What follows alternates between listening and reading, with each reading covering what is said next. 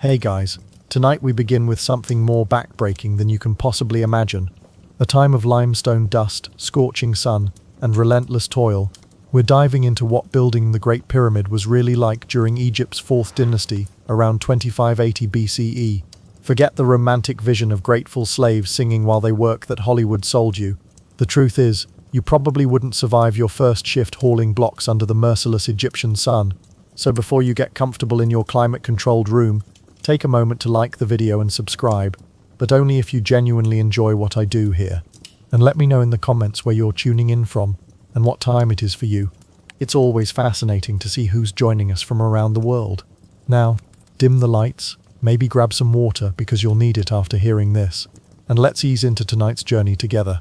Congratulations, you've just been conscripted to work on Pharaoh Khufu's pyramid in Giza, 2580 BCE. The good news, you're participating in one of humanity's greatest construction projects.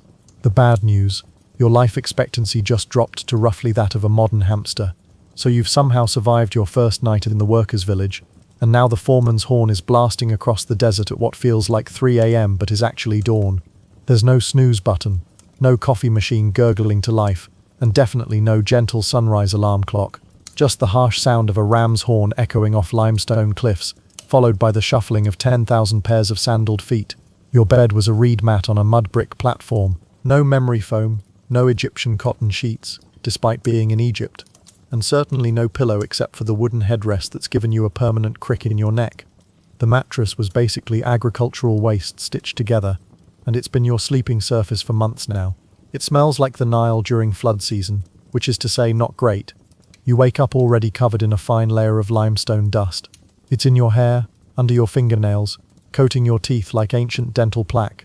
This dust isn't just annoying, it's slowly killing your lungs with every breath. There's no air purifier, no dust mask, no OSHA regulations, just you, your deteriorating respiratory system, and the endless cloud of rock particles that hangs over Giza like a malevolent fog.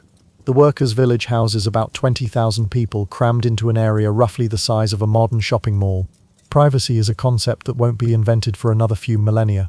You share your space with your work gang, 12 other men who've become closer to you than family, mainly because you can smell their body odor from 3 feet away at all times.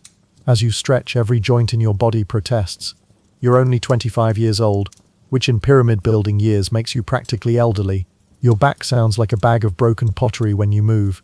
Your hands are permanently shaped like they're gripping a rope, and your feet are so calloused they could probably deflect copper tools. But here's the thing about ancient Egyptian mornings. They wait for no one. Miss the work call, and you don't get fed. Don't get fed, and you die. It's really that simple. So you drag yourself upright, splash some brown Nile water on your face, and prepare for another day of slowly killing yourself to build a rich man's tomb. And this is just waking up. Your actual workday hasn't even started yet, so you've managed to crawl off your reed mat without collapsing. Congratulations. Now it's time for the most important meal of the day, except there's no meal, not really. Your breakfast consists of bread so hard it could double as a construction tool, a handful of onions that are your only defense against scurvy, and if you're incredibly lucky, a small piece of garlic. The bread isn't the fluffy, yeasty comfort food you're imagining. This is dense, gritty stuff made from emmer wheat that's been ground with stone mills, which means every loaf comes with a generous helping of rock particles. Chewing it is like eating sandpaper with a side of malnutrition. There's no orange juice, no coffee, no energy drinks. Your morning beverage is beer, and before you get excited, this isn't craft brewing. This is weak, sour liquid that's barely alcoholic but safer to drink than the Nile water, which is teeming with parasites that would make your intestines their personal playground. Even the children drink this stuff because clean water is a luxury reserved for pharaohs and their immediate family. The onions and garlic aren't seasoning, they're medicine. The ancient Egyptians figured out that these foods prevented scurvy and other diseases, though they had no idea why. They just knew that workers who ate them were less likely to die horribly, which from a management perspective was good for productivity. You eat standing up quickly, because the foremen are already shouting and cracking whips. There's no leisurely breakfast conversation. No checking your phone, no meal planning for the day. You choke down your allotted rations and try not to think about the fact that this will be your only real meal until evening, assuming you survive that long. The really fun part? Sometimes the bread supply runs short. When that happens, you might go a full day with nothing but onions and beer. Your stomach becomes intimately acquainted with the concept of emptiness, and your body starts burning muscle mass for fuel. But hey, at least you're building something that will last forever, right? Around you, other workers are having their own breakfast struggles. Some are vomiting because their bodies can't handle the constant diet of carbs and alcohol on an empty stomach. Others are fighting over the last pieces of bread like their lives depend on it, which they literally do. And just when you think it can't get worse, you remember that this is the good food. This is what they feed the skilled workers. The guys hauling blocks all day get even less, and they're expected to move limestone that weighs more than a modern sedan.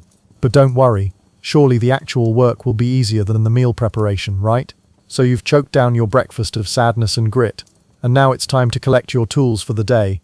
Except calling them tools is being generous. These are implements of suffering disguised as construction equipment. Your primary tool is a copper chisel that's duller than a medieval peasant's dinner conversation. Copper, for those keeping track, is roughly as hard as your fingernail, which makes it perfect for absolutely nothing when it comes to cutting limestone, but it's all you've got. So you'll spend most of your day hammering this useless piece of metal against rock that's significantly harder, creating sparks, achieving nothing, and slowly destroying both the chisel and your will to live. Your hammer is a chunk of dolerite, basically a very hard rock that you use to hit other rocks. No wooden handle, no ergonomic grip, no shock absorption, just a stone that fits in your hand and will gradually pulverize your joints with every swing. After a few hours of use, your arms will feel like they're being electrocuted from the inside, and you'll develop calluses on your calluses. Then there's the rope. Oh, the rope, made from papyrus and palm fibers. It's rough enough to strip skin, but not nearly strong enough for what you're asking it to do. You'll use this rope to drag blocks of limestone that weigh between 2, 5 and 15 tons. For reference, that's roughly the weight of 2 to 12 modern cars. The rope will cut into your hands, shoulders and back, leaving permanent grooves in your flesh that will become infected because antiseptic won't be invented for another 4,500 years. Your protective equipment consists of absolutely nothing. No hard hat, no safety glasses, no steel-toed boots. You're wearing a simple linen kilt that provides about as much protection as tissue paper in a hurricane. When chunks of limestone come flying off during cutting, they'll hit your exposed skin at high velocity.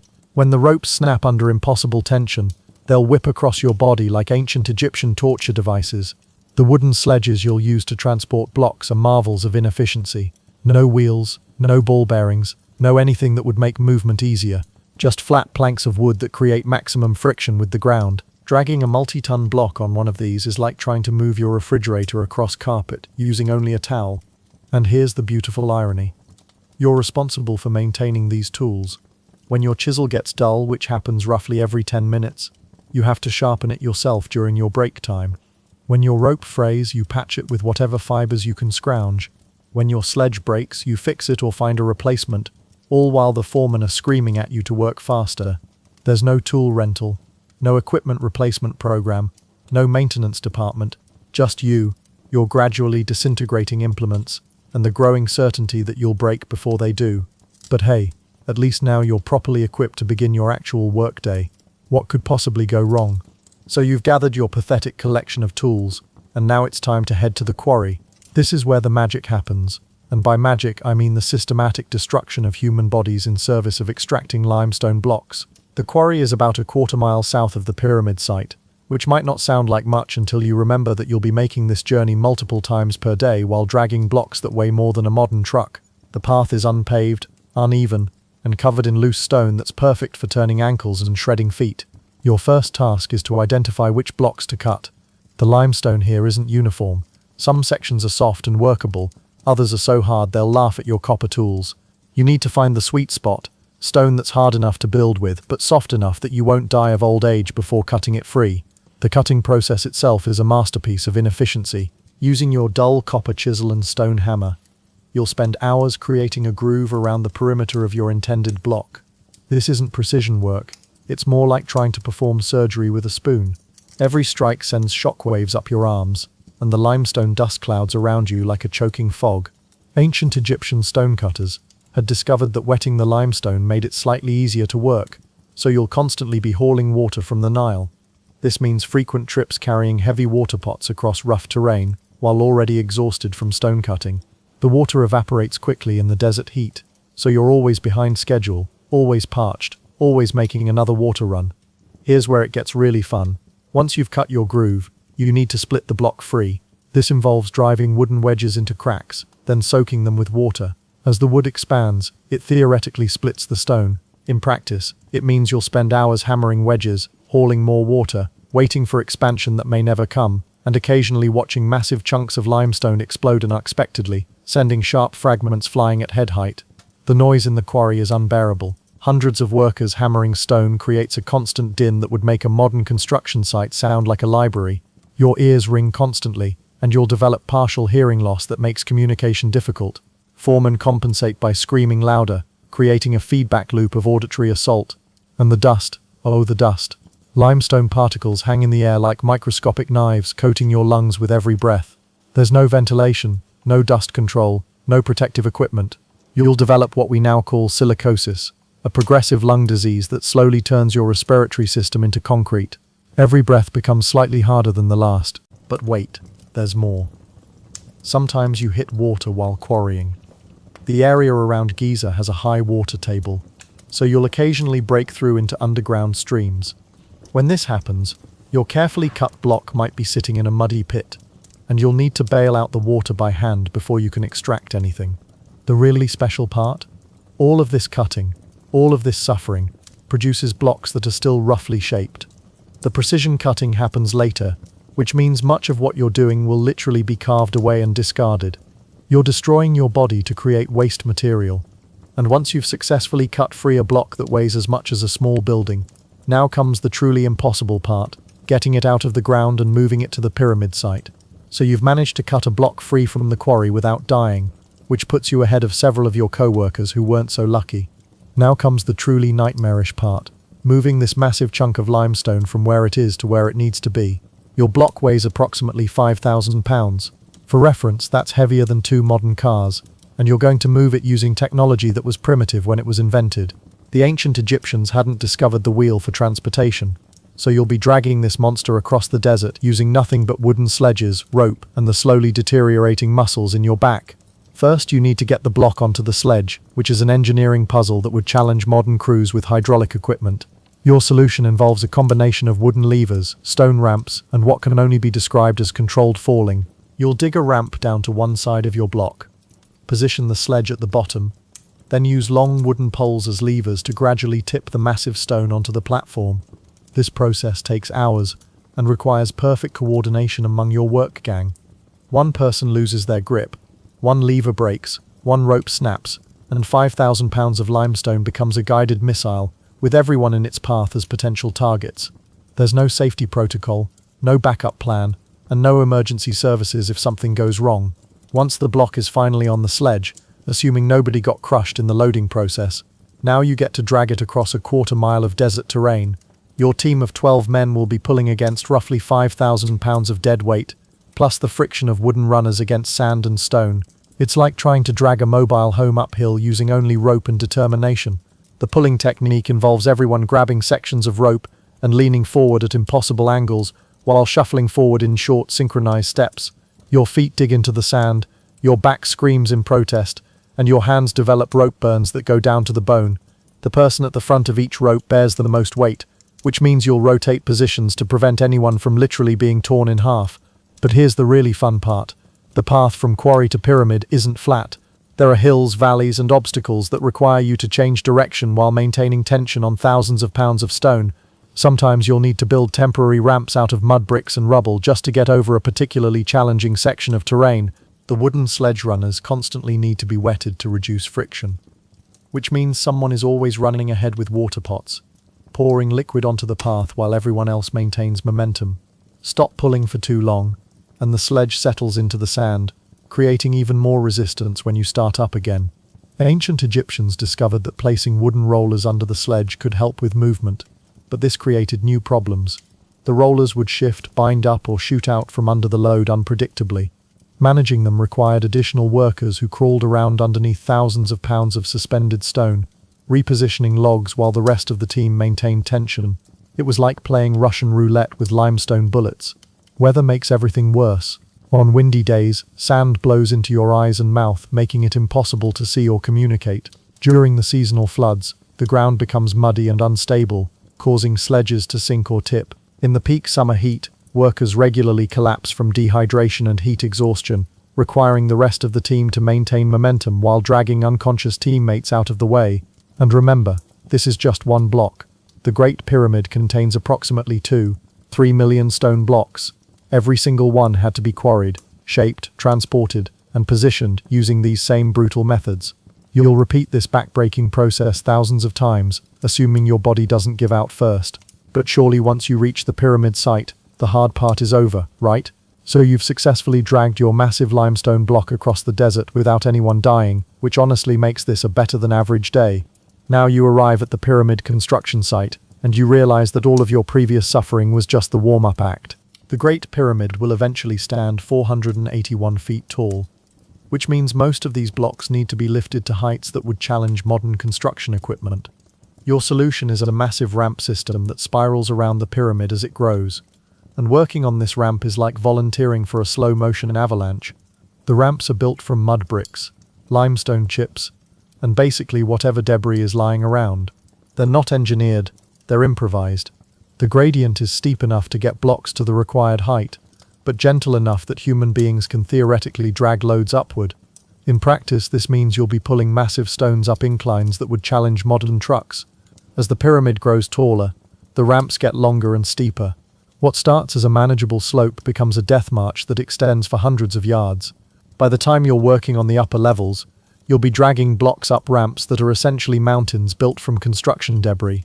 The ramp surface is uneven, littered with loose stones, and constantly being torn up by the passage of heavy sledges.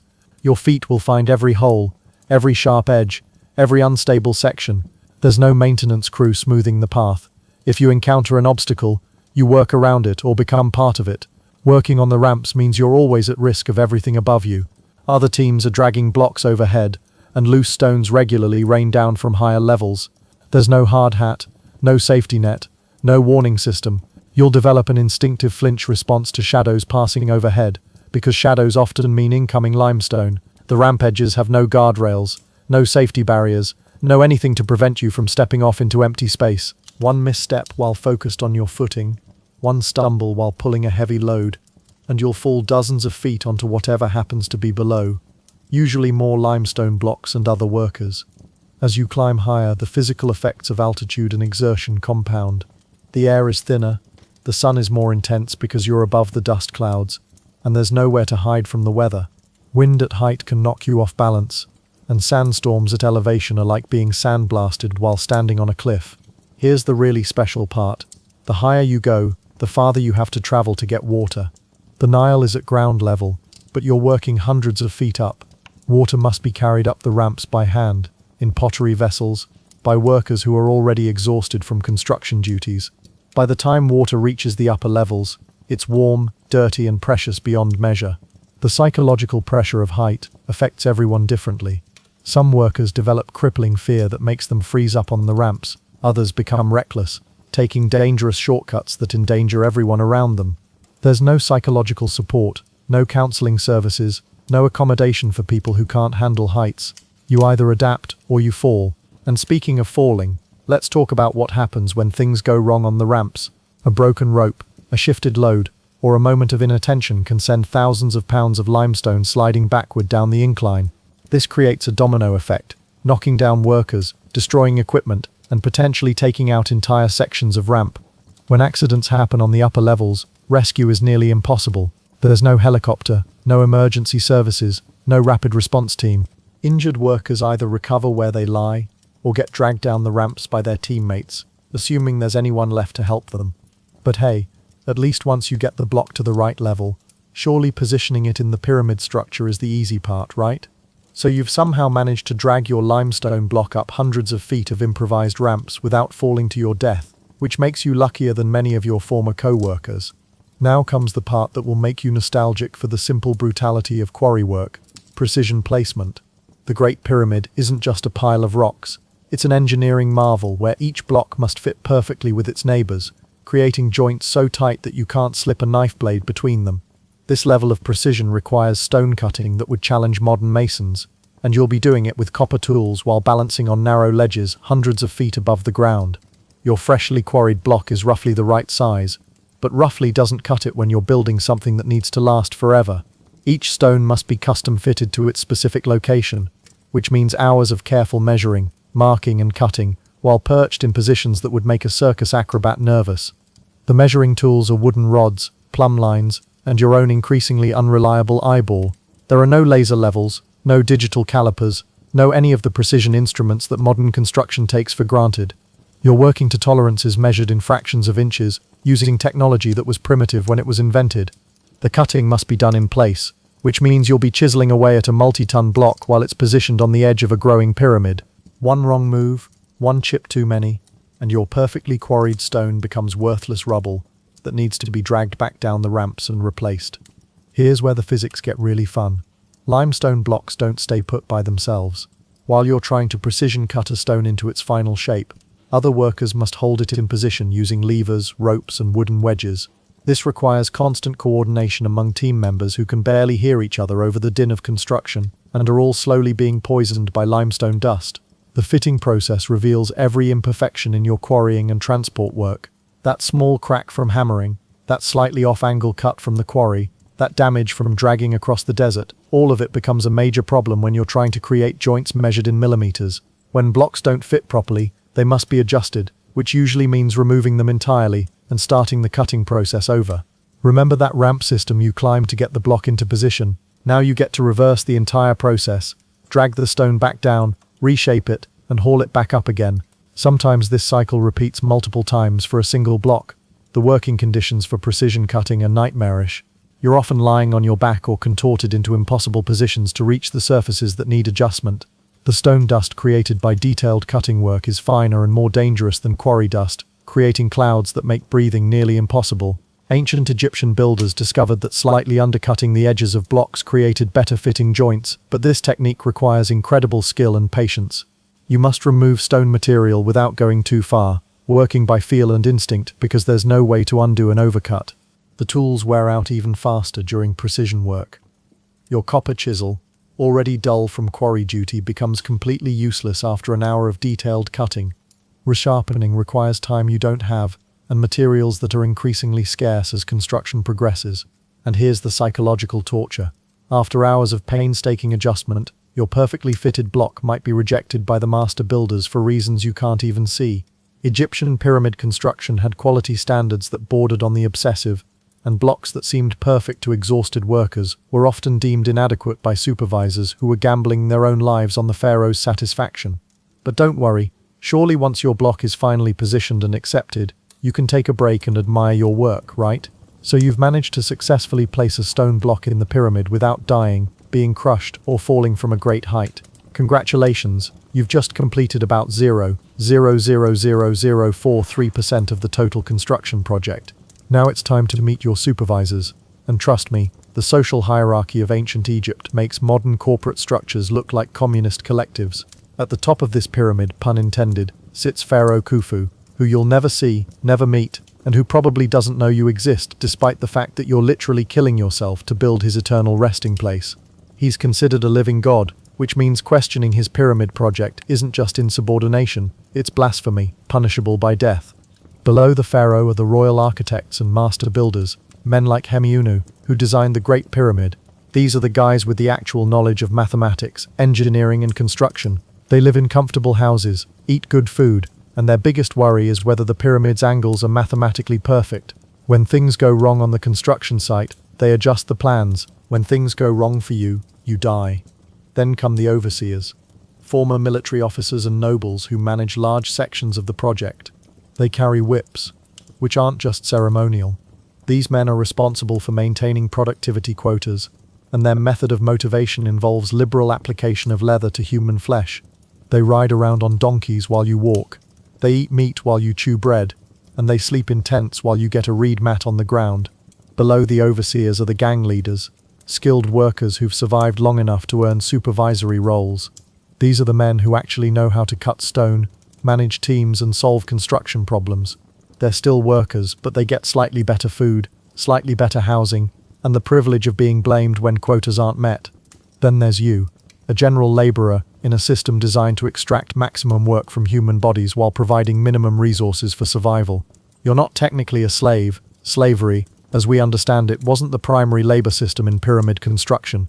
Instead, you're part of a corvée system, essentially a labor tax where citizens are required to work on state projects for part of each year. This means you can't quit, you can't negotiate your working conditions, and you can't take sick days.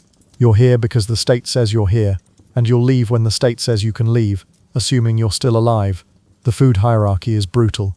Master builders eat meat, vegetables and bread made from fine wheat. Overseers get good bread, some vegetables, and occasional meat. Gang leaders receive decent bread and vegetables. You get coarse bread, onions, garlic, and weak beer. The guys doing the heaviest hauling work, the ones dragging the largest blocks, often get even less because they're considered more replaceable. Medical care follows the same pyramid structure. Royal architects have access to the best physicians in Egypt, men trained in the House of Life who understand anatomy, surgery, and pharmaceutical preparation. You get a guy who might know how to set bones and definitely knows how to amputate limbs, assuming you can work up the social connections to access even that level of care. Housing reflects your status with mathematical precision. The architects live in stone houses with multiple rooms, furniture, and servants. Overseers get decent mud brick homes with privacy and comfort. You get a space in a long, low building that houses dozens of workers, with about as much personal space as a modern prison cell. Here's the really beautiful part. The system is designed to pit workers against each other. Gang leaders compete for resources and recognition. Work teams compete for the best assignments and tools. Individual workers compete for promotion opportunities and survival.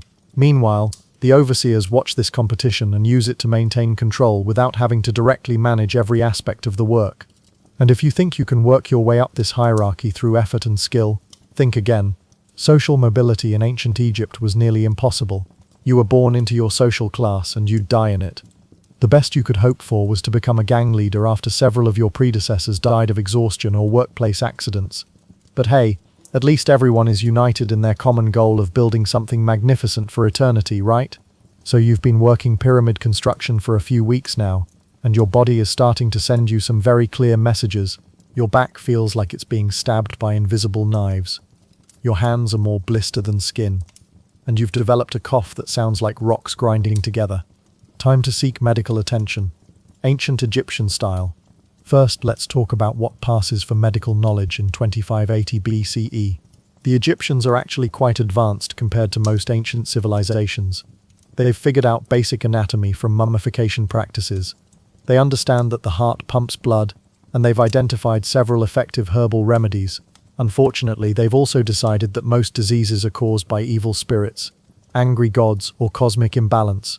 Your medical examination begins with the physician, if you can find one, checking your pulse and examining your bodily fluids. They're particularly interested in your urine, which they'll taste to determine what's wrong with you. Yes, taste. The ancient Egyptian diagnostic process involves a medical professional sampling your waste products and making treatment decisions based on flavor profiles.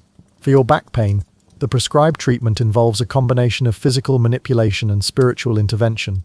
The physical part includes massage with oil infused with herbs, which actually isn't terrible. The spiritual part involves incantations to drive away the demons that have obviously taken up residence in your spine, plus amulets that need to be worn while sleeping on your side under a full moon. That grinding cough from inhaling limestone dust all day? The prescribed remedy is honey mixed with ground beetles, applied both internally and externally. The honey has actual medicinal properties and will help soothe your throat. The beetles are included because they're sacred to certain gods, and obviously that's why your lungs are failing, not because you're breathing powdered rock 40 hours a week. For your shredded hands, the treatment is surprisingly practical. Clean the wounds with wine, alcohol as antiseptic, apply honey, antibiotic properties, and bandage with linen.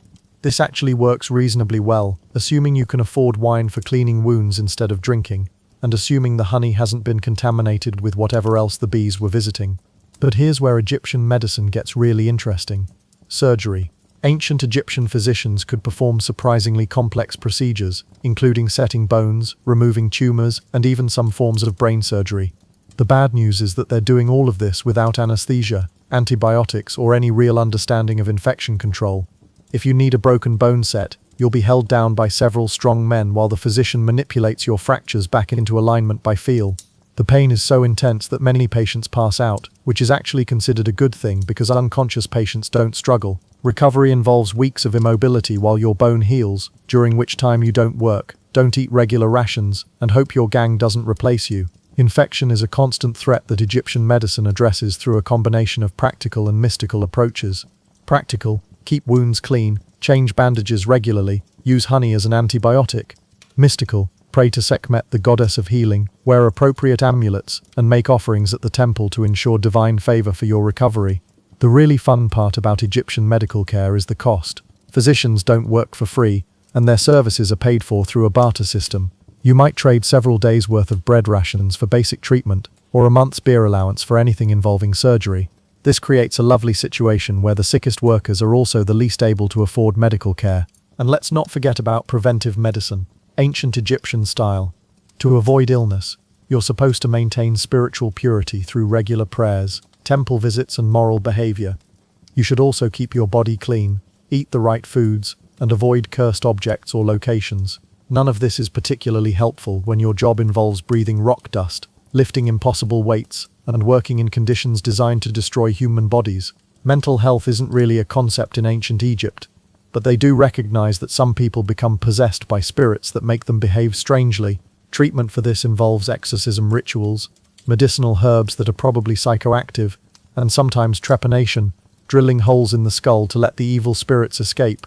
But surely modern Egyptian medicine can handle something as simple as heat exhaustion from working in the desert sun all day, right? So you've been working construction in one of the hottest, driest places on Earth, and you're starting to realize that the Egyptian sun isn't just bright, it's actively trying to kill you. Working outdoors in the desert heat without proper hydration, sun protection, or any understanding of heat-related illness is like playing Russian roulette with physics. The temperature in the Egyptian desert during summer construction season regularly exceeds 100 degrees Fahrenheit in the shade, and there is no shade. You're working on an exposed limestone plateau under direct sunlight that reflects off every surface around you, creating a furnace effect that turns the construction site into a solar oven with you as the main ingredient. Your work clothes consist of a simple linen kilt, and maybe a linen shirt if you're lucky. There's no sunscreen, no wide-brimmed hat, no UV protection of any kind. Your skin, constantly exposed to intense solar radiation, begins to resemble leather within weeks. Severe sunburn is so common that it's not even considered an injury. It's just part of the job. The limestone you're working with absorbs heat during the day and becomes too hot to touch with bare skin. Your metal tools become searing brands that will burn your hands if you're not careful. Even the wooden handles of hammers and levers become uncomfortably warm. Everything you touch is trying to cook you from the outside. Water is scarce and precious. The Nile is a quarter-mile away, and hauling water to the construction site is a full-time job for dozens of workers. By the time water reaches you, it's warm, often contaminated with dust and debris, and strictly rationed. You get enough to survive, not enough to thrive. Heat exhaustion sets in gradually. First, you stop sweating because your body has run out of water to spare. This is actually a very bad sign, but there's no one around to explain that to you. Your skin becomes hot and dry. Your heart rate increases as your cardiovascular system tries to cope with overheating, and your thinking becomes clouded as your brain literally starts to cook. The ancient Egyptians had noticed that workers sometimes collapsed in the heat, but their understanding of the problem was limited. They knew that shade helped, that water was important, and that some people were more susceptible than others. What they didn't understand was the physiological process of heat stroke, or how to properly treat it. When workers collapse from heat exhaustion, the standard treatment is to drag them into whatever shade is available, pour water on their heads, and wait to see if they recover. Sometimes this works, sometimes the person dies, sometimes they survive, but with permanent brain damage from overheating. There's no medical protocol, no emergency response system, no understanding of electrolyte balance or cooling techniques. The heat also affects your ability to work safely. Dehydration impairs judgment, slows reflexes, and reduces coordination. This means you're more likely to drop tools, miss your footing on ramps, or make mistakes while cutting stone. Heat-related errors often cascade into serious accidents that endanger everyone around you. Your sleep quality deteriorates in the heat. The workers' barracks become stifling ovens after sunset, retaining the day's heat well into the night. You'll lie awake on your reed mat, sweating through your limited clothing, trying to find a comfortable position while your body struggles to cool down. Poor sleep leads to fatigue,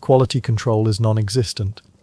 There's no testing, no standards, no way to determine if water is safe beyond taste and smell. Sometimes water sources become contaminated with animal waste, dead animals, or human sewage from upstream communities. You drink it anyway because the alternative is death from dehydration. And here's the psychological torture. You can see the Nile from the pyramid site. It's right there, a massive river full of water, but it might as well be on the moon for all the good it does you during working hours.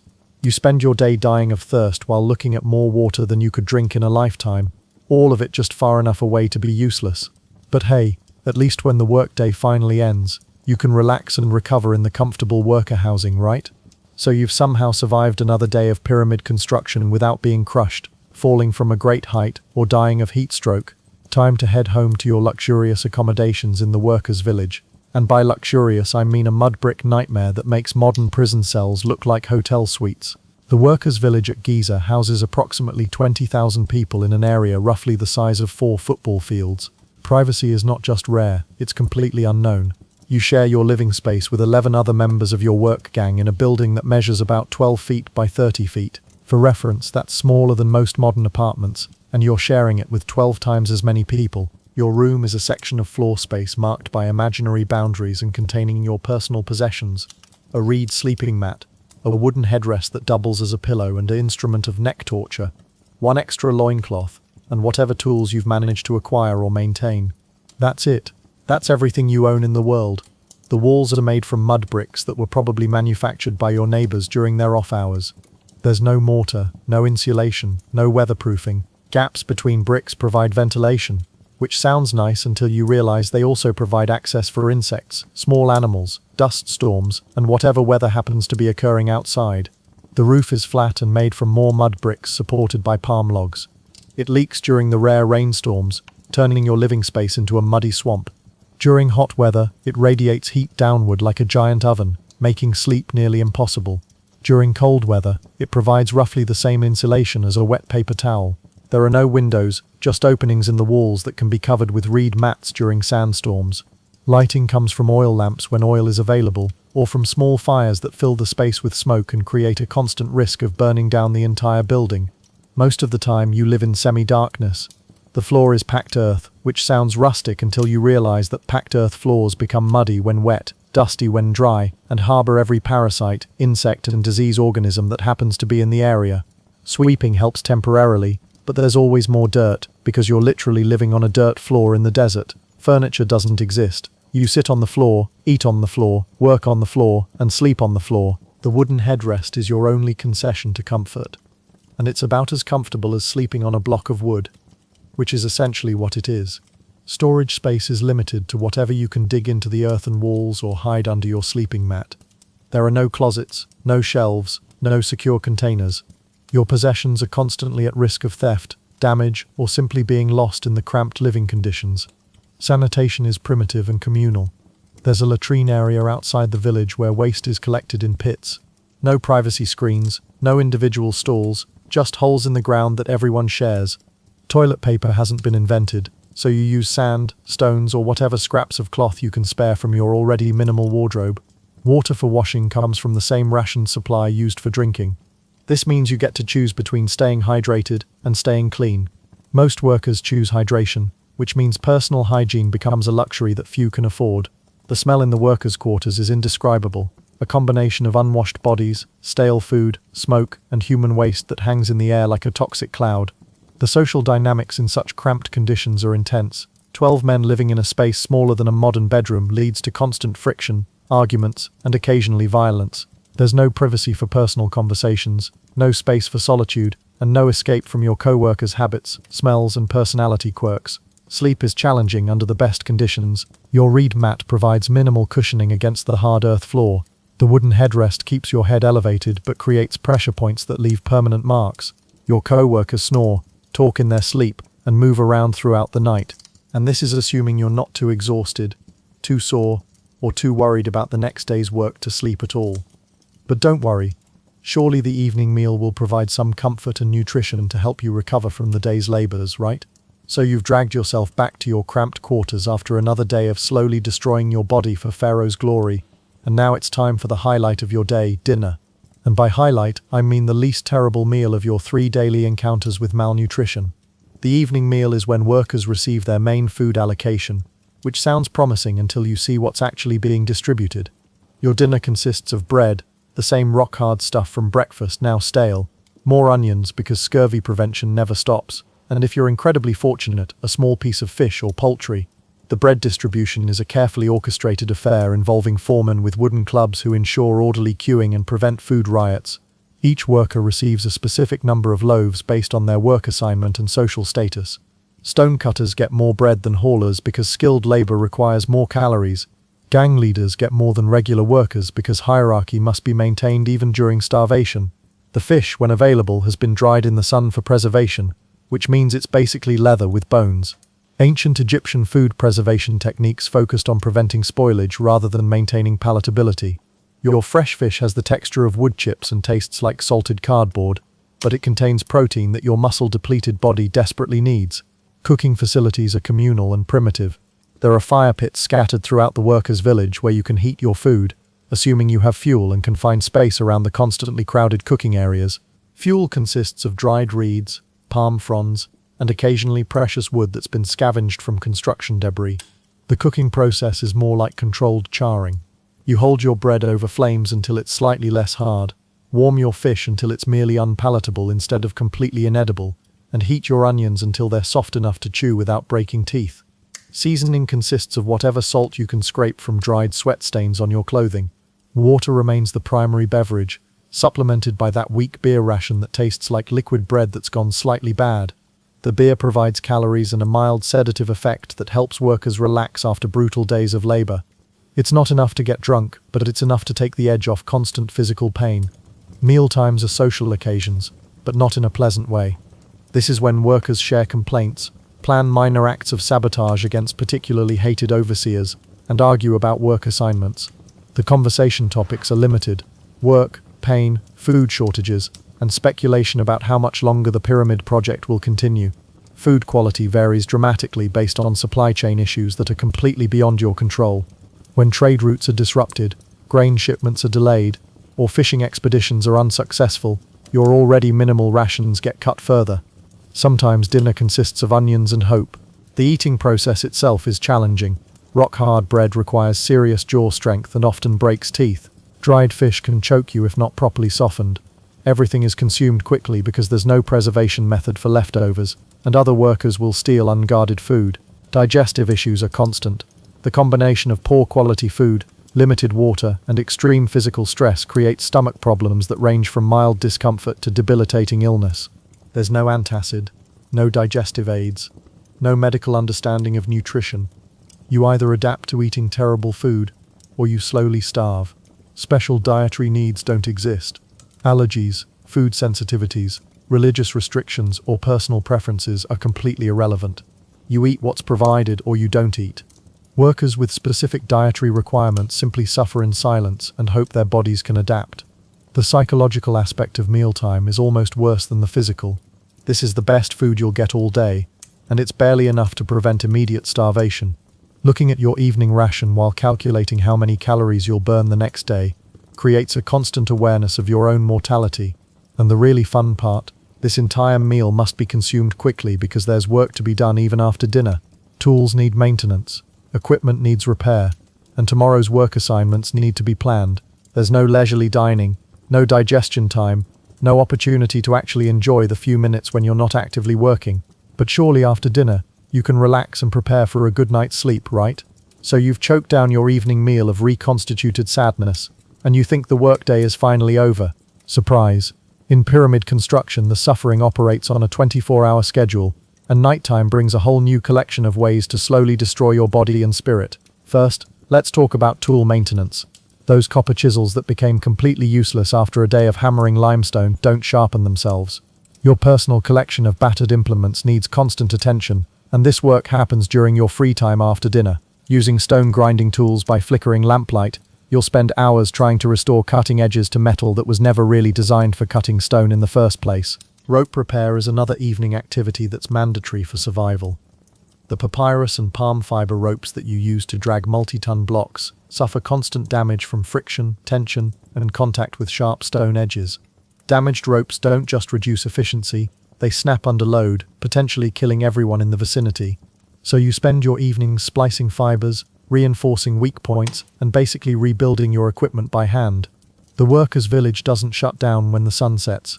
Construction continues on a reduced scale, using torches and oil lamps for illumination.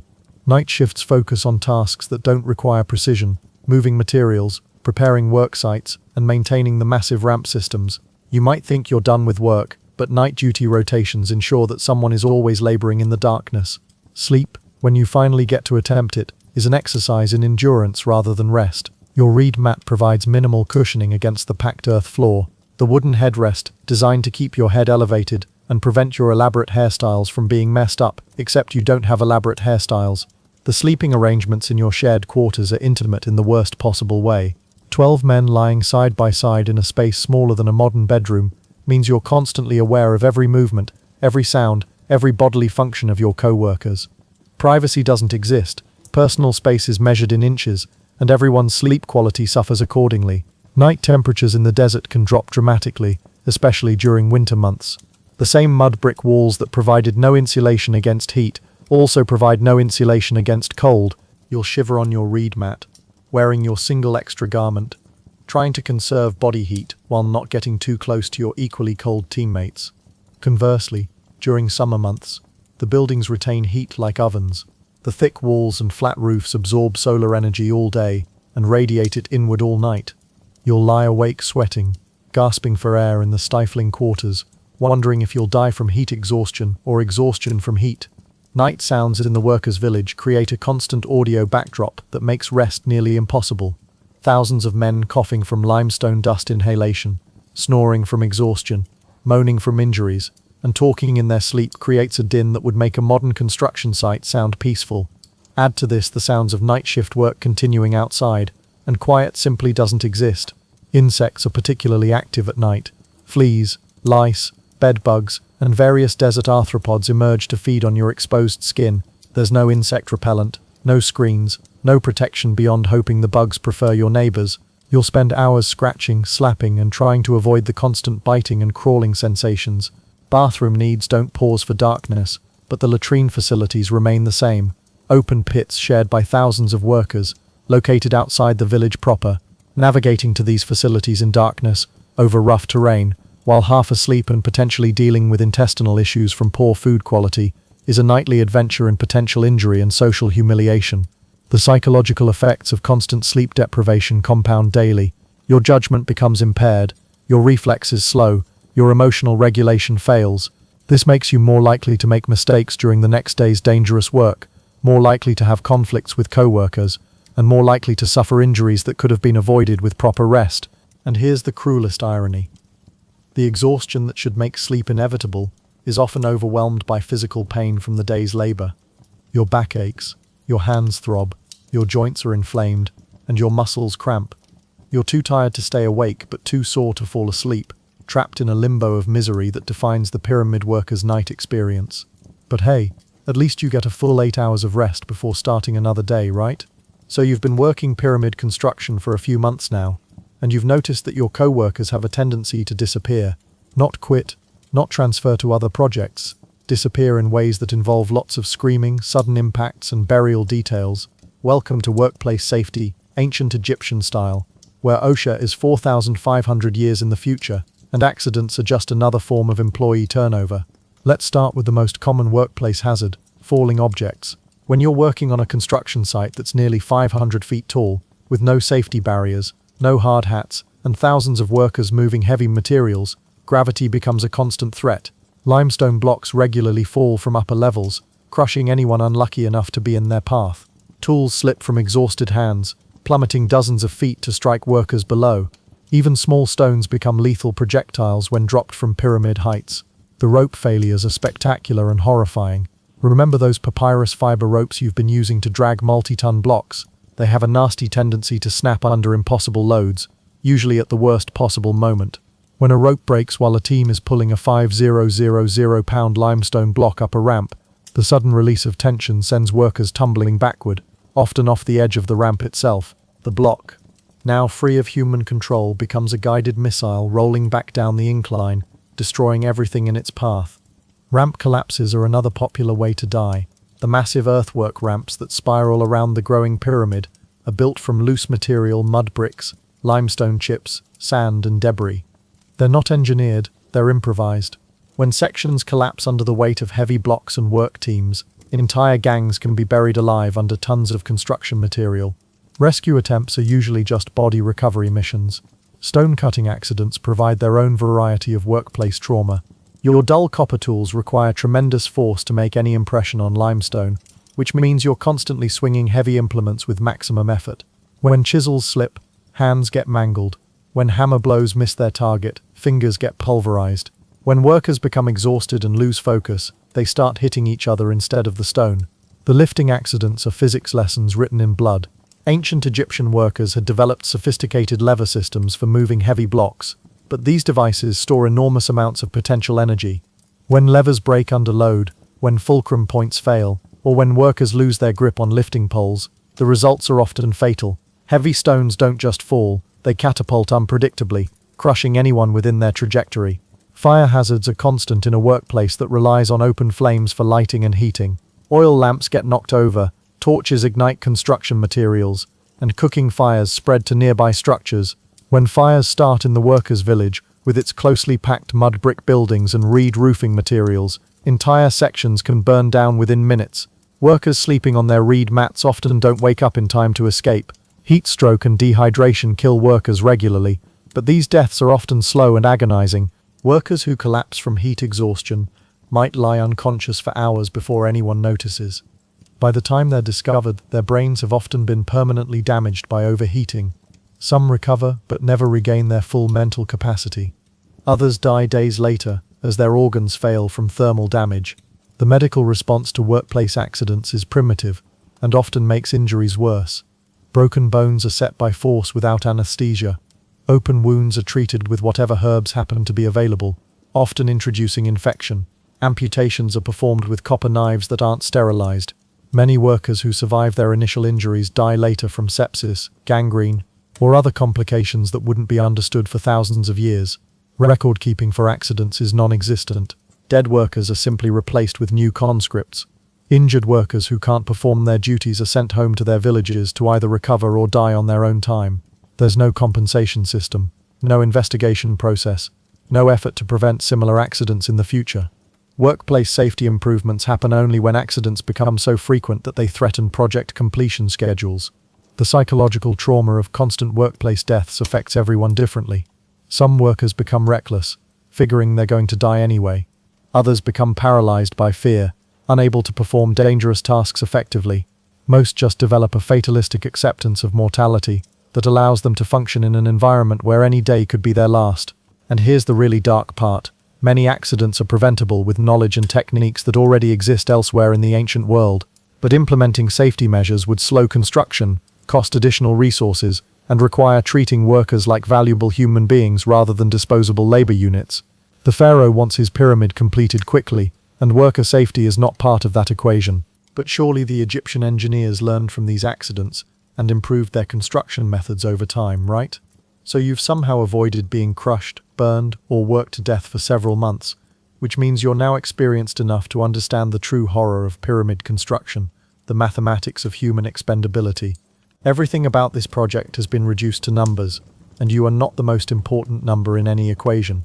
The Great Pyramid requires approximately 2-3 million stone blocks, each weighing between 2, 5 and 15 tons. Construction is expected to take roughly 20 years, which means your work gangs need to place about 315 blocks per day, every day for 2 decades. This sounds manageable until you factor in weather delays, accidents, material shortages, and the minor detail that you're doing all of this with Bronze Age technology and human muscle power. Your work gang consists of 12 men responsible for quarrying, transporting, and placing approximately 2-3 blocks per day. This quota isn't negotiable. It's based on mathematical calculations that assume perfect working conditions, no accidents, and human beings who function like machines. The reality is messier. which is why gang leaders carry whips and use them liberally to maintain productivity targets. Each limestone block requires an estimated 40–60 man-hours of labor from quarry to final placement. This includes cutting the stone, loading it onto sledges, dragging it across the desert, hauling it up ramps, and precision fitting it into the pyramid structure. You're expected to complete this entire process in a single day, which would be impossible even with modern equipment and rested workers. The workforce calculations are based on acceptable loss rates. Project planners expect that a certain percentage of workers will die, become disabled, or simply burn out each year. These positions are filled by new conscripts from across Egypt, creating a constant flow of fresh bodies to replace the broken ones. You're not just a worker. You're a consumable resource with a predictable life cycle. Production efficiency is measured in stones per day, not human welfare per day. When quotas aren't met, the solution is always to push workers harder, never to examine whether the quotas are realistic. Gang leaders who consistently miss their targets are replaced. Workers who can't keep up are assigned to more dangerous tasks, where their failure won't affect skilled operations. The mathematical models don't account for human variables like fatigue, illness, or the gradual deterioration of bodies subjected to impossible physical demands. They assume that a worker's productivity will remain constant throughout the construction period, which is like assuming that a rope will maintain its strength while being slowly cut by friction. Quality control adds another layer of numerical pressure. Blocks that don't meet architectural standards must be rejected and replaced. But the daily quotas don't change to accommodate rework. This means that work gangs must complete their regular assignments plus any additional blocks needed to replace defective ones, effectively requiring 120 to 130% productivity to meet 100% of requirements. The seasonal work schedule creates periods of intense pressure followed by mandatory rest periods. During flood season, when the Nile makes material transport easier, work quotas increase dramatically. During harvest season, when agricultural workers are needed in the fields, construction quotas must be met with reduced workforce levels. The math never works in your favor. Resource allocation follows strict mathematical formulas that prioritize pyramid completion over worker survival. Food rations are calculated to provide minimum calories necessary to maintain work capacity, not to ensure health or comfort. Water allocations are based on preventing immediate death from dehydration, not on optimal hydration for people performing hard labor in desert conditions. The economic calculations are brutal in their clarity. Feeding, housing, and providing basic medical care for 20,000 workers costs less than hiring additional skilled labor or importing better tools and equipment. From an accounting perspective, it's more efficient to work people to death and replace them than to improve working conditions. Injury rates are tracked not for safety purposes, but for workforce planning. When accident rates increase, recruitment quotas are adjusted upward to maintain labor pool levels. The response to dangerous working conditions isn't to make the work safer, it's to ensure adequate replacement workers are available. And here's the most depressing mathematical reality. The pyramid will eventually be completed, which means the system works, at least from a project management perspective. The human cost is irrelevant to the final calculation. What matters is that Pharaoh Khufu gets his eternal resting place built on schedule and within budget, regardless of how many lives are consumed in the process. Your individual contribution to this monument is mathematically insignificant. You'll personally place perhaps 2,000, 3,000 blocks over your career, less than 0.2% of the total. But your suffering, multiplied by thousands of other workers over decades of construction, is what makes the impossible possible. So you've been breathing limestone dust, drinking questionable water, and living in overcrowded conditions for months, and your body is starting to develop some interesting new symptoms. Welcome to occupational health pyramid construction style, where every disease is work-related, and most treatments involve praying to gods who apparently have better things to do. Let's start with the respiratory issues that affect virtually every worker on the project. Constant exposure to limestone dust creates a condition that we now call silicosis, but ancient Egyptians just called the cough that never goes away.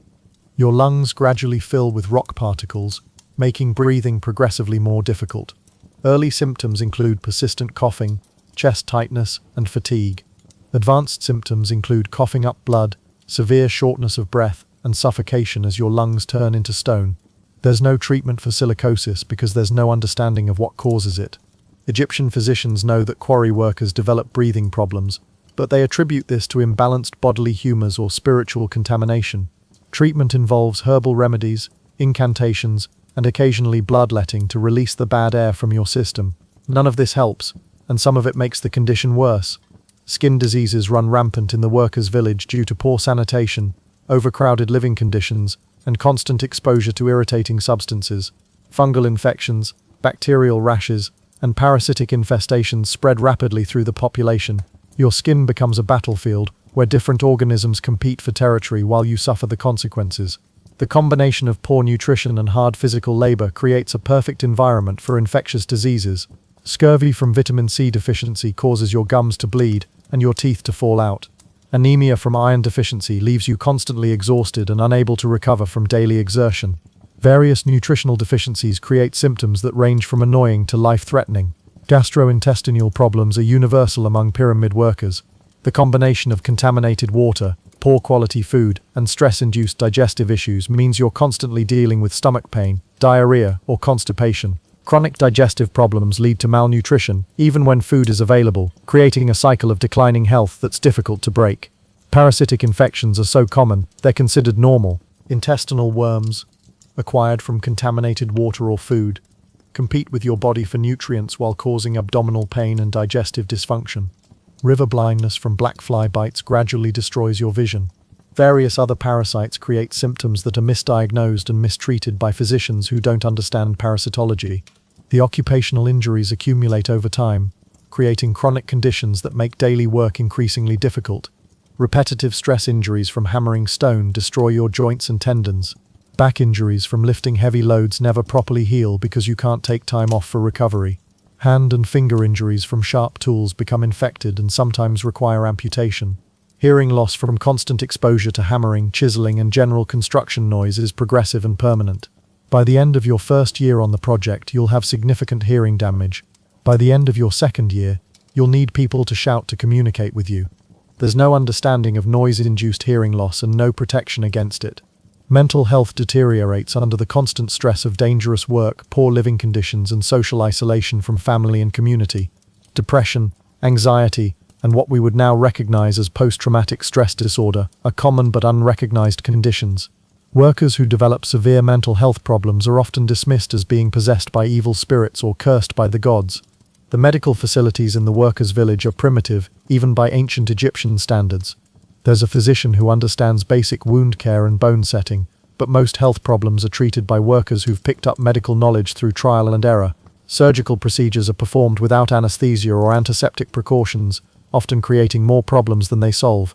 Disease spreads rapidly through the overcrowded living quarters, turning minor illnesses into village-wide epidemics. When one person develops dysentery, dozens of others typically contract it within days. Respiratory infections pass from worker to worker, creating cycles of illness that reduce overall productivity and increase mortality rates. And here's the beautiful irony. The same limestone dust that's destroying your lungs is being used to create a monument that will outlast your civilization. Your suffering is literally built into the structure of the pyramid, embedded in every block that you've cut while slowly killing yourself with rock dust. But surely the Egyptian medical system has some effective treatments for these work-related health problems, right? So you've been working, suffering, and slowly dying for Pharaoh's glory for several months now, and you've started to notice that not everyone's misery is created equal. The pyramid construction project has a carefully structured hierarchy of suffering, and guess where you rank on that scale? At the top of this pain pyramid sits Pharaoh Khufu himself, whose biggest worry is whether his eternal resting place will be architecturally perfect and completed on schedule. His suffering consists of making difficult decisions about resource allocation, dealing with administrative responsibilities, and occasionally having to interact with sweaty, dusty officials who bring him progress reports. When he has a headache, the royal physicians mobilize with the finest medicines available in the ancient world. Just below the pharaoh are the royal architects and project managers, men like Hemiunu, who designed the Great Pyramid. Their suffering involves complex mathematical calculations, engineering problems, and the stress of being personally responsible for the success or failure of humanity's most ambitious construction project. When they injure themselves, it's usually paper cuts from papyrus scrolls or eye strain from reviewing construction plans by lamplight. The military officers serving as overseers occupy the next level of the suffering hierarchy. Their pain consists mainly of saddle sores from riding donkeys around the construction site, and throat strain from shouting orders at workers. They carry whips, which they use liberally, but their hands develop calluses from whip handles rather than stone tools. When they get injured, it's usually from falling off their donkeys or accidentally whipping themselves during enthusiastic motivational sessions. Gang leaders represent the middle management of misery. These are skilled workers who've survived long enough to earn supervisory roles, which means they do less physical labor but more administrative suffering. They're caught between impossible quotas from above and exhausted workers below, creating stress-related health problems like ulcers, insomnia, and premature aging. Their injuries tend to be work-related, but less severe than those of general laborers. Skilled craftsmen, stonecutters, engineers, and specialists occupy a privileged position in the suffering hierarchy. Their work is dangerous but intellectually engaging, and their specialized knowledge makes them valuable enough to receive better food, housing, and medical care. When they get injured, it's usually precision-related, cuts from sharp tools, eye injuries from stone chips, or repetitive stress injuries from detailed work. Then there's you, general construction labor, the foundation of the suffering pyramid. Your pain is considered normal, expected, and largely irrelevant to project management. You perform the most dangerous work under the worst conditions, with the least protection and the minimal support. When you get injured, the primary concern is whether you can continue working, not whether you'll recover fully. Below even general laborers are the haulers, workers whose only job is dragging the heaviest blocks across the longest distances. These men have the shortest life expectancy on the project and the least social status. They're considered barely more valuable than pack animals. And when they become too injured or exhausted to work, they're often simply abandoned. The medical hierarchy reflects this social structure perfectly. Royal physicians treat Pharaoh and his immediate family using the most advanced medical knowledge available. High-ranking officials receive care from trained doctors who understand anatomy, pharmacy, and surgical techniques. Middle management gets basic medical attention from practitioners with some formal training. You get whatever medical care can be provided by other workers who've picked up healing knowledge through experience. This might include someone who knows how to set bones, a person who understands which herbs reduce pain, or a worker who's learned to stitch wounds using techniques adapted from leatherworking. It's better than nothing, but not by much. The pain tolerance expectations also follow the hierarchy. Pharaoh's slightest discomfort mobilizes resources and generates concern. Officials' health problems are taken seriously and addressed promptly. Your agony is expected to be endured in silence while you continue working at full capacity. Resource allocation for pain management reflects these priorities. The finest painkillers, opium, wine, processed herbs, are reserved for the upper levels of the hierarchy. Middle management gets basic pain relief when available. You get told to drink more beer and toughen up. Even the recognition of suffering follows hierarchical rules. When high-ranking officials are injured, their names are recorded, their conditions are documented, and their recovery is monitored. When you're injured, you become a statistical replacement problem. How quickly can another worker be found to fill your position? The psychological impact of this hierarchy is profound.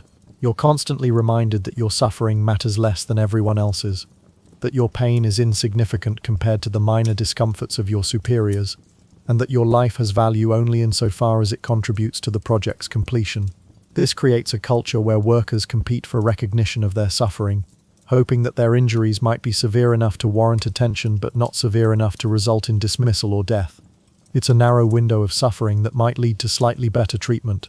And the most crushing realization is that this hierarchy isn't arbitrary. It's designed to maximize project efficiency by ensuring that the most replaceable workers bear the greatest costs while the most valuable personnel are protected from harm. But hey, at least you can take comfort in knowing that your suffering serves a greater purpose in building something eternal, right? So you thought that working construction in the desert was challenging enough with just the heat, the limestone dust, and the constant threat of being crushed by falling blocks. But ancient Egypt has some meteorological surprises that will make you nostalgic for simple sunny days with temperatures that only reach 120 degrees Fahrenheit. Let's start with the sandstorms, which are less like weather and more like attacks by atmospheric demons.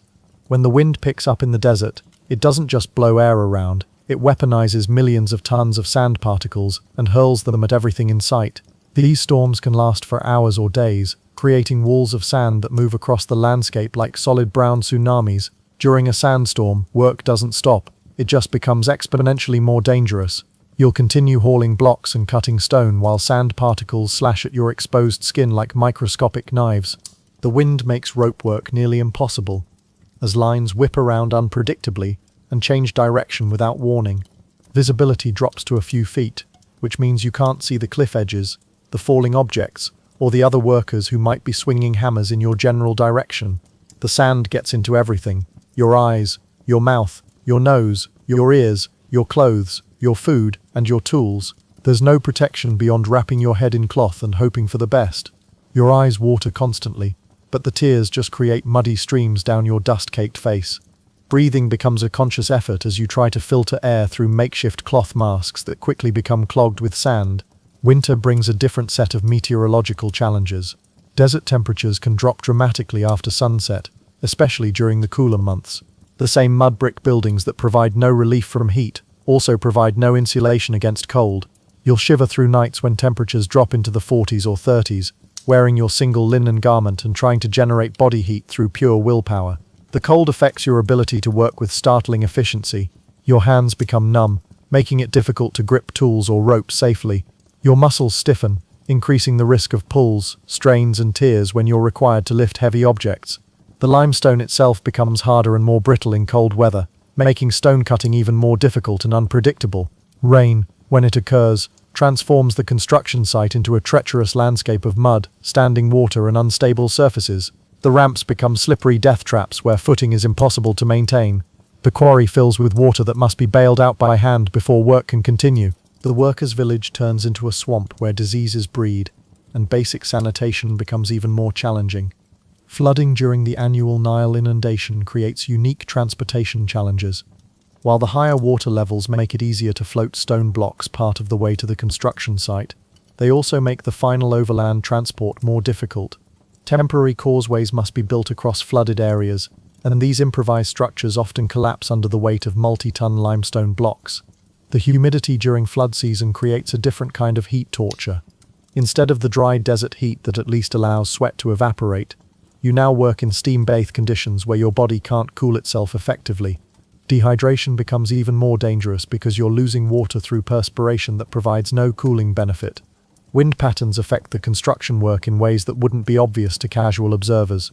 Strong winds make the high ramps even more dangerous, as workers can be blown off balance while carrying heavy loads or maneuvering near cliff edges.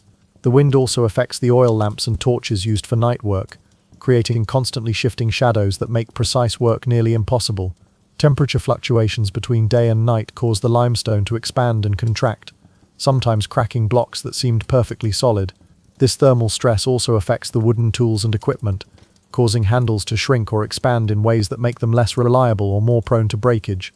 Dust devils, small, localized tornadoes of sand and debris, appear without warning and can knock workers off their feet or scatter materials across the construction site. There's no prediction system, no early warning, and no shelter.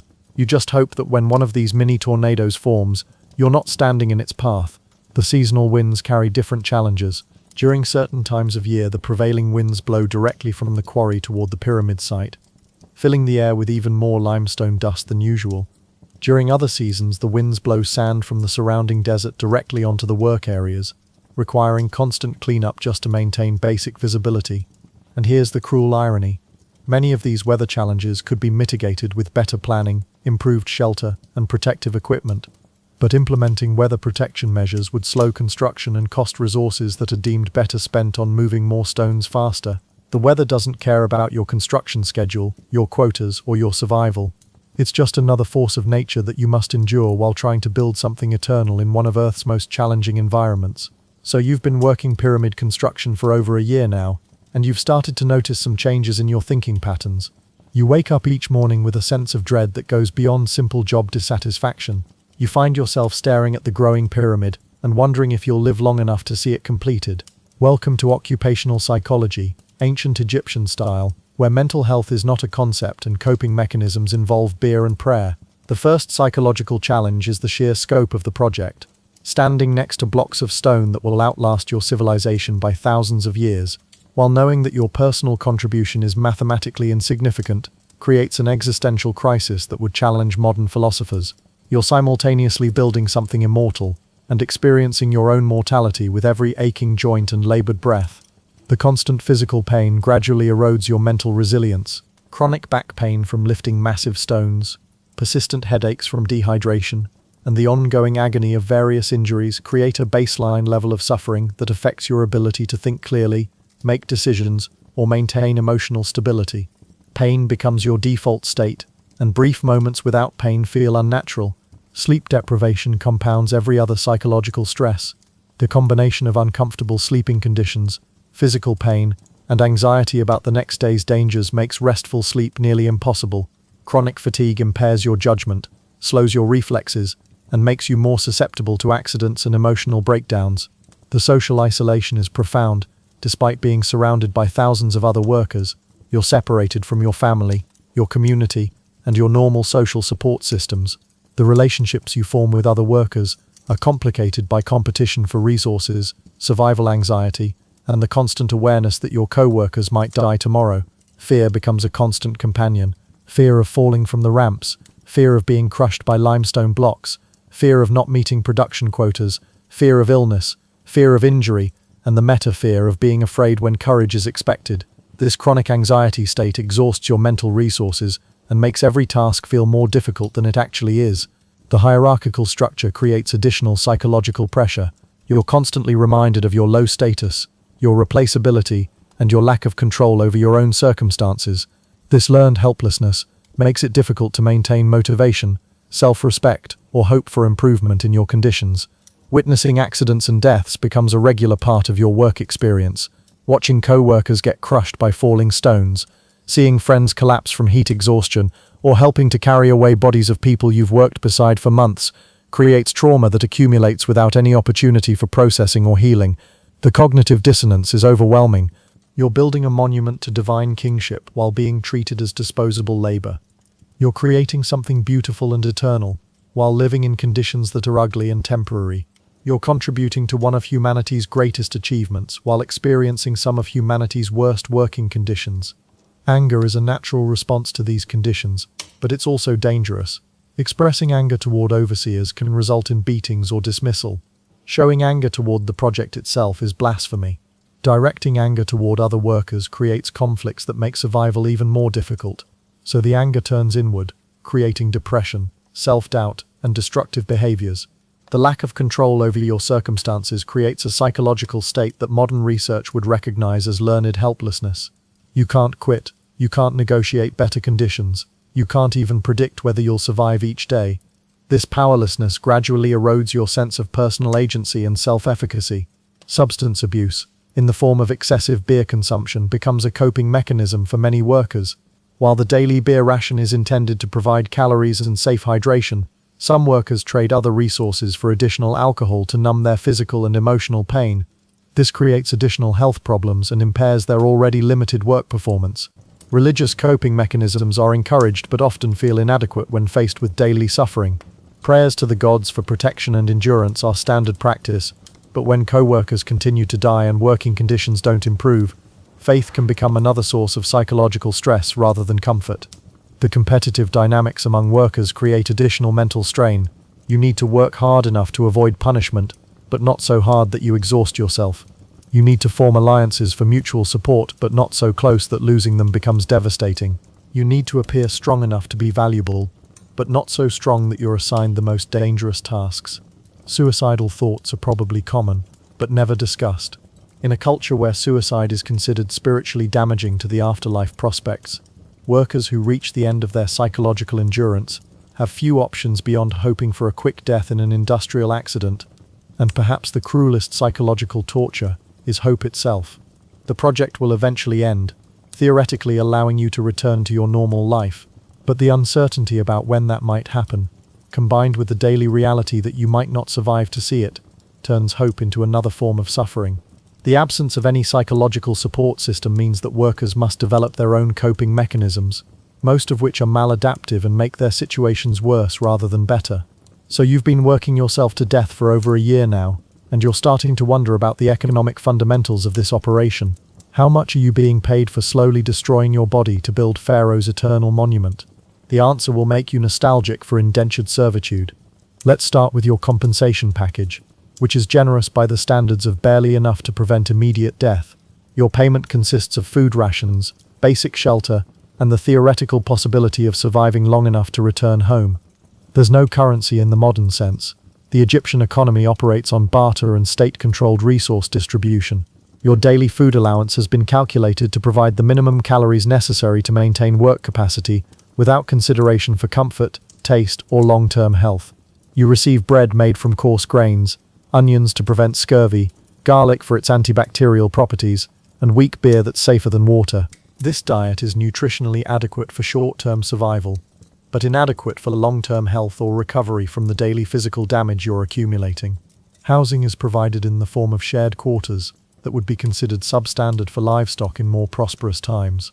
Your living space consists of a section of floor in a mud brick building, shared with 11 other workers. There's no privacy, no security for personal possessions, and no comfort beyond basic shelter from weather. Medical care is included in your compensation package, but it consists mainly of first aid and basic wound treatment provided by other workers who've acquired medical knowledge through trial and error. Serious medical problems are addressed by trying various folk remedies and hoping for divine intervention. The economic calculation that determines your working conditions is brutally simple. It's cheaper to work people to death and replace them than to provide better working conditions that would allow longer careers.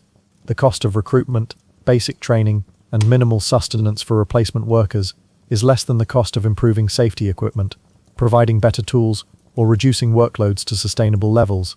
Your tools are provided, but they're shared resources that must be maintained during your free time. The copper chisels, stone hammers, and rope equipment you use are expensive by ancient standards and are considered more valuable than the workers who use them. When tools break, they're repaired or replaced. When workers break, they're simply replaced. There's no concept of overtime pay, hazard pay, or performance bonuses.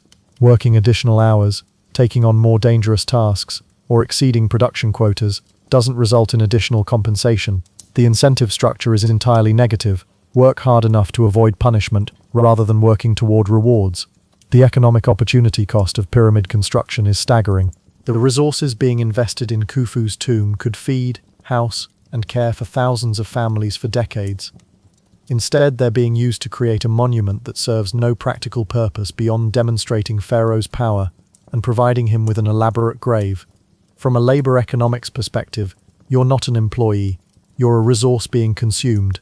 The calculation isn't how to maximize your long-term productivity, but how to extract the maximum amount of work from your body before it becomes unusable.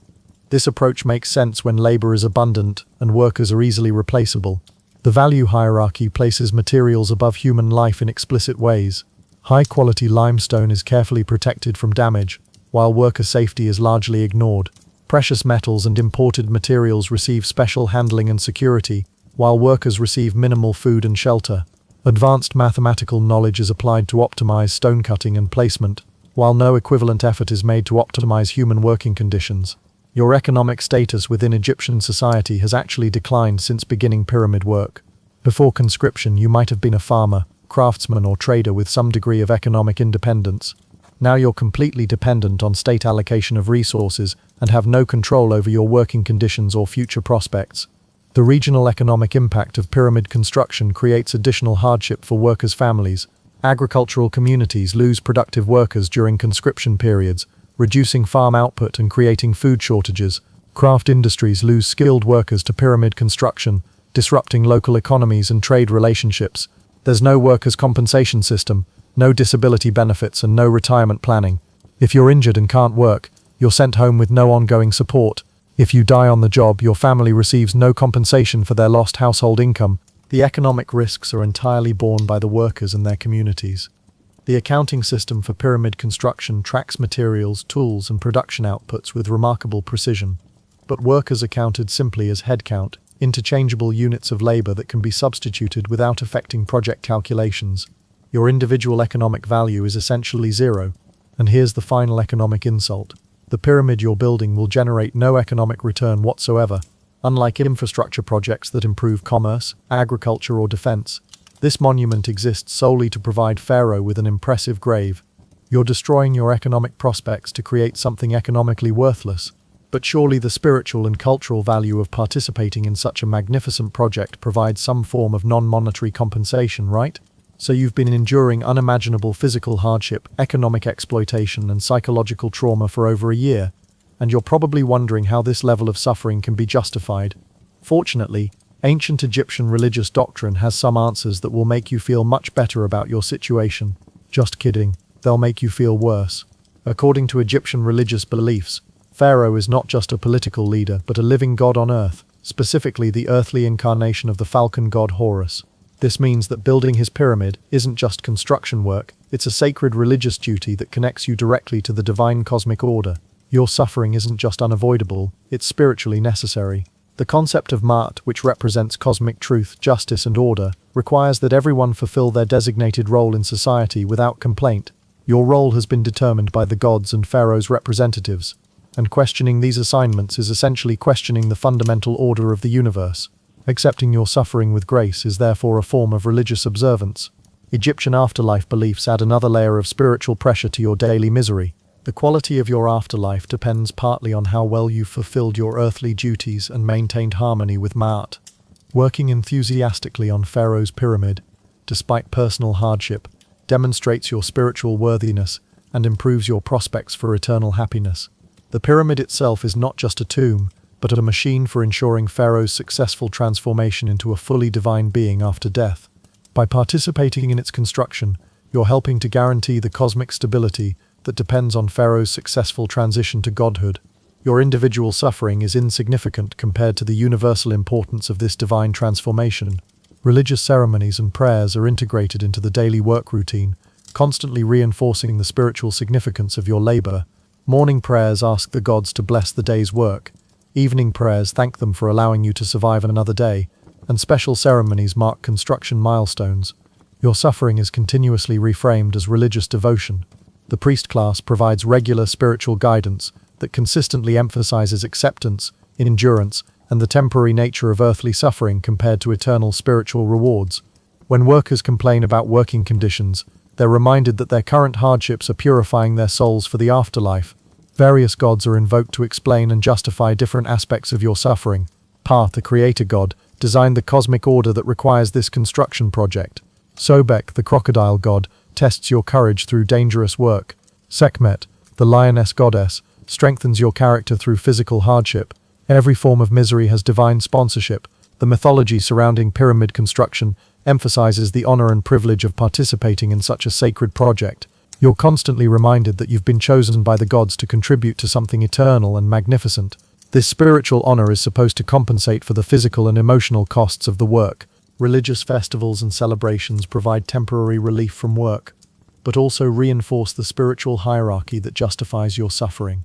During these events, you get to participate in communal worship that celebrates Pharaoh's divinity and the cosmic importance of his pyramid, essentially celebrating the system that's destroying your body. The concept of divine will is used to explain accidents, deaths, and setbacks during construction. When workers are killed in stone-cutting accidents, it's because the gods decided their earthly service was complete. When diseases spread through the workers' village, it's a test of faith.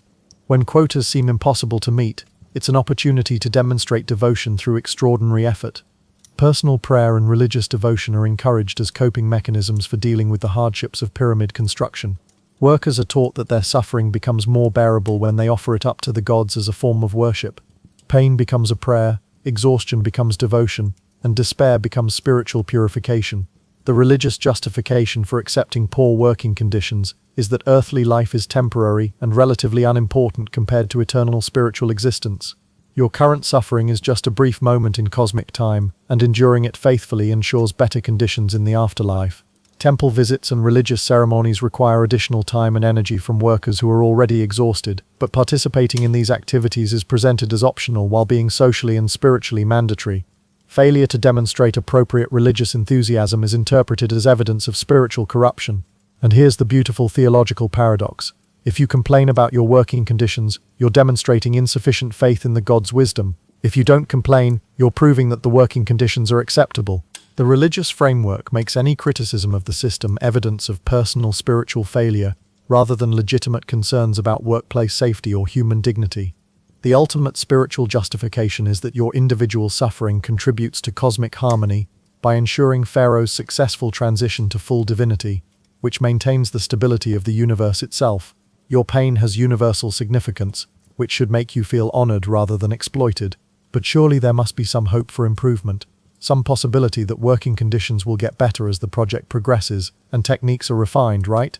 So you've survived over a year of pyramid construction, And you might be thinking that experience brings improvement, that lessons learned will make future work easier, or that Egyptian engineering innovation will gradually reduce the brutal nature of your daily labor. This optimism will be crushed faster than a worker caught under a falling limestone block.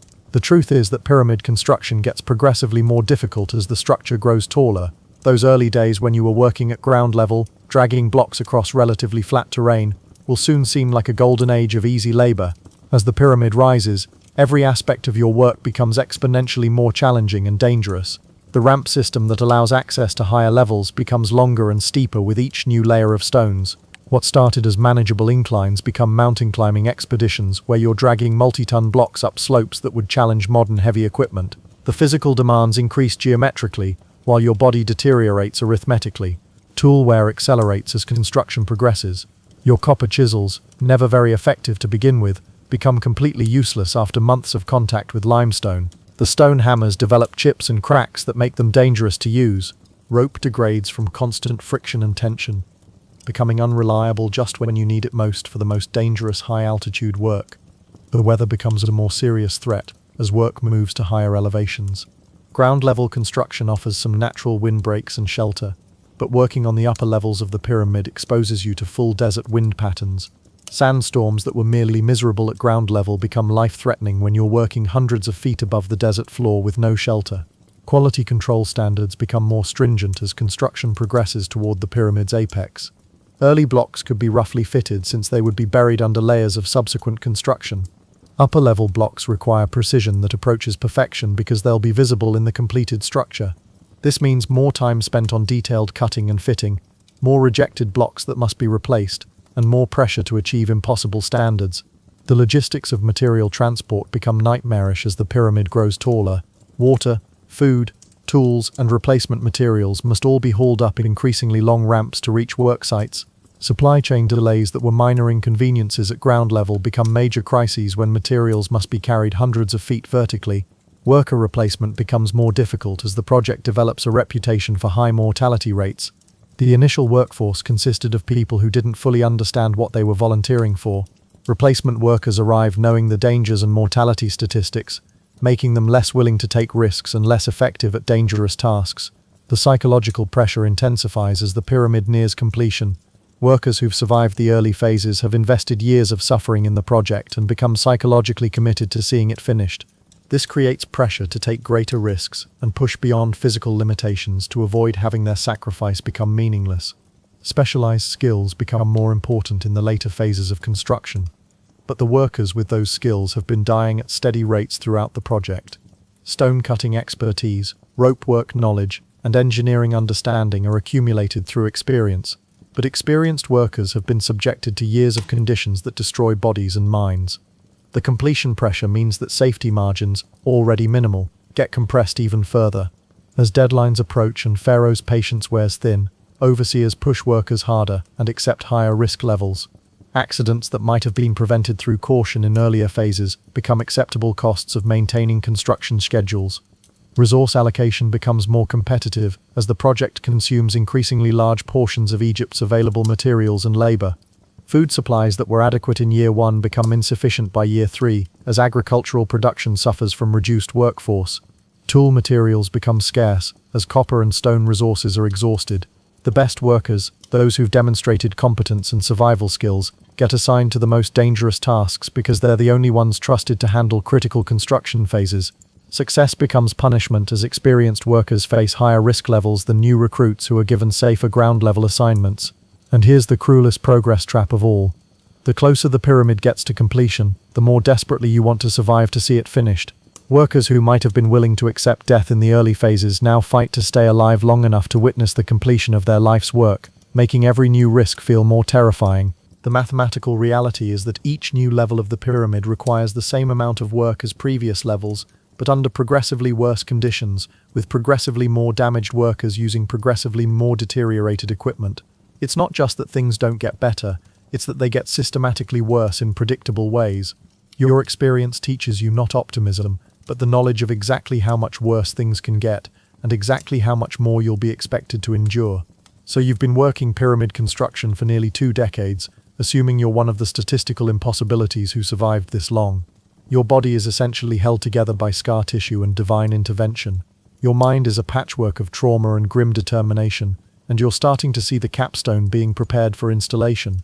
The end is near, which means the beginning of a whole new level of hell. The final phases of pyramid construction require precision that would challenge modern engineers using advanced equipment.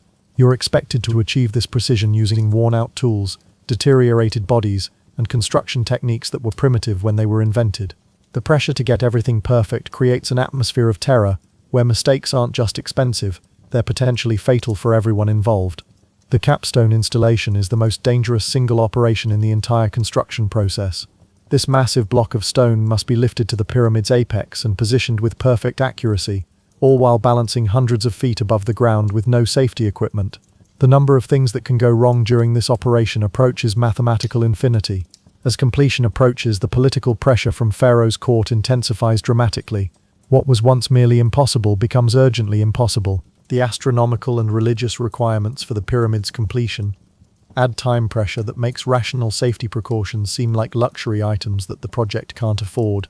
The workforce by this point consists of survivors who've endured conditions that killed most of their original co-workers, plus new recruits who've been thrown into advanced construction techniques without adequate training. This combination of traumatized veterans and inexperienced newcomers creates coordination problems that multiply the danger of every operation. Tool shortages reach critical levels during final construction phases. 20 years of intensive use has exhausted most of the copper tools, worn out the stone implements, and destroyed countless ropes and wooden equipment. You're trying to perform precision work with implements that are barely functional. The ramp system required to reach the pyramid's apex is an engineering nightmare that exists at the very limits of what's possible with available materials and techniques.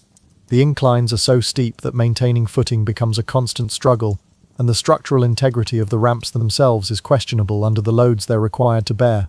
Medical facilities are overwhelmed with workers suffering from cumulative injuries and occupational diseases. 20 years of breathing limestone dust, lifting impossible weights, and working under extreme conditions has created a population of men who are barely functional physically, but still expected to perform the most demanding tasks of the entire project. The completion ceremonies being planned add additional pressure to finish on schedule regardless of cost in human lives. Religious requirements, political considerations, and Pharaoh's desire for a spectacular dedication create non-negotiable deadlines that trump all safety considerations.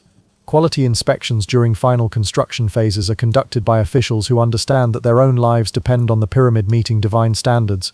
This creates pressure that flows downward through the entire hierarchy, resulting in rejected work being redone under impossible time constraints. The logistics of dismantling the massive ramp system after construction completion present their own dangers. Structures that took years to build must be carefully taken apart without damaging the completed pyramid or killing the workers doing the dismantling. This reverse construction process is almost as dangerous as the original building work. For workers who survive to completion, the end of the project means unemployment, homelessness, and separation from the medical care and food distribution systems that have kept them alive. There's no pension plan, no job placement assistance, no consideration for workers whose bodies have been destroyed by decades of pyramid construction. The economic disruption caused by suddenly releasing thousands of workers into an economy that has been distorted by 20 years of pyramid construction creates additional hardship for survivors. Communities that have been depleted of workers during the construction period may not be able to reintegrate returning laborers. The psychological adjustment to life after pyramid construction is challenging for survivors who've spent decades in a highly structured environment where every day was devoted to a single massive project. The sense of purpose and identity that came from contributing to something eternal disappears overnight. But here's the ultimate irony. Completing the pyramid successfully means that the system worked. From a project management perspective, the human costs are irrelevant to the final evaluation. What matters is that Pharaoh got his eternal resting place built on time and within specifications. And for the few survivors who witnessed the completion ceremonies, watching Pharaoh dedicate a monument built with their blood, sweat, and the lives of their dead co-workers, the emotions are complex beyond description. Pride in the accomplishment mixes with grief for the cost. Relief at survival combines with guilt about those who didn't make it. The Great Pyramid stands as testimony not just to Egyptian engineering skill, but to human capacity for endurance, sacrifice, and the ability to accomplish the impossible through the application of organized suffering on an industrial scale. _______________________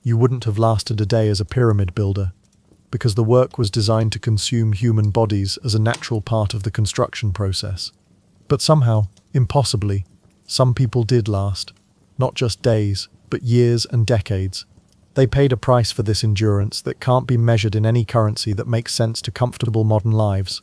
So as you drift off to sleep tonight in your climate-controlled bedroom, with your clean water and abundant food and medical care available at the touch of a button, perhaps spare a thought for the workers who built something eternal using tools that were primitive when they were invented, and bodies that were treated as consumable resources.